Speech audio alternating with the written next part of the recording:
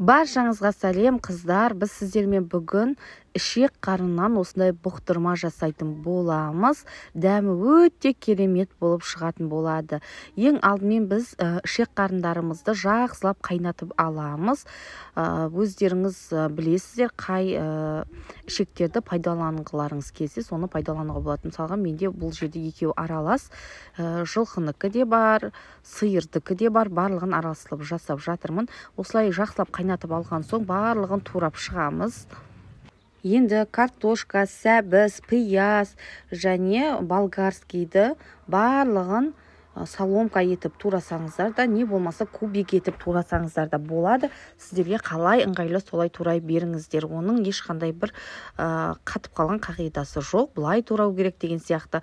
Мен пияздардың барлығын майдалау етіп турадым. Лашы болса бізде майдалау болған жақсы. Бірақ соломка етіп картошкамды, сәбізімді барлығын соломка етіп турайтын боламын.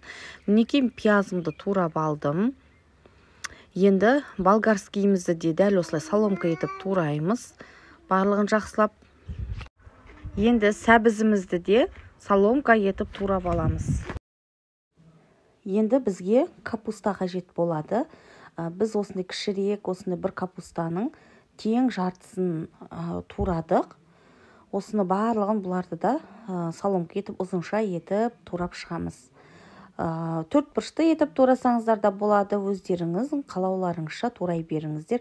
Бізде капуста дәмін өте керемет ететін болады, сондықтан міндетті түрде қосып жасаңыздар. Енді бізде картошкамыз қалды туралмаған. Картошкаларымызды да осылай аршып, сыртын жуып, тазалап алып, оны да осылай соломка етіп турап шығамыз. Жаңа айтқанымда екі түрлі етіп жасай берулеріңізге болады. Не соломка етіп ұзыншалап турап, не болмаса төрт бұрышты етіп турауларыңызға да болады, өздеріңіздің қалауларыңызша.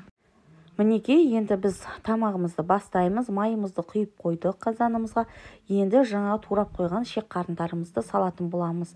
Бізде ішек қарынымыз алдында қайнатып алдық қой, бізде тазалап қайнатып алған кезде бізде уже пісіп қойған толықтай, сондықтан тамағымыз біздің тез пісетін болады. Сондықтан енді біз кішкене қуырылған соң пиязымызды, болгарскийімізді, сәбізімізді, капустамызды барлығын бір-бірінен кейін осы пияз қуырылып болған соң салып қуыра береміз.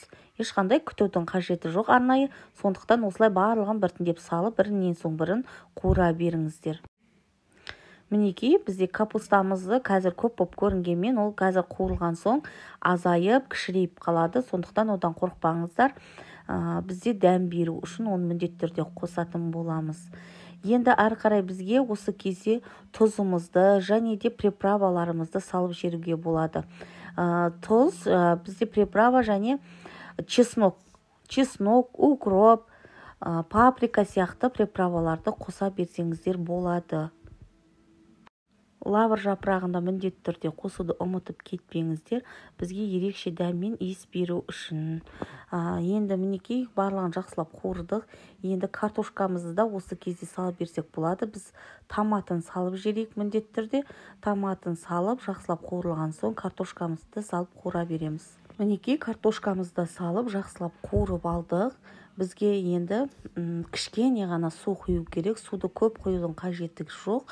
100 граммдай су құйсаңыздар да болады. Өйткені біз басында майын көптеу етіп құйып қойған болатынбыз. Енді қақпағын жауып 20-25 минутқа піскенше қойып қоямыз. Қыздар, мінекей менің уже бұқтырма тамағым пісіп қойды.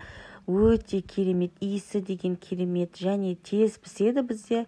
Енді баршаңызға ас болсын, жасап көріңіздер міндетті түрде.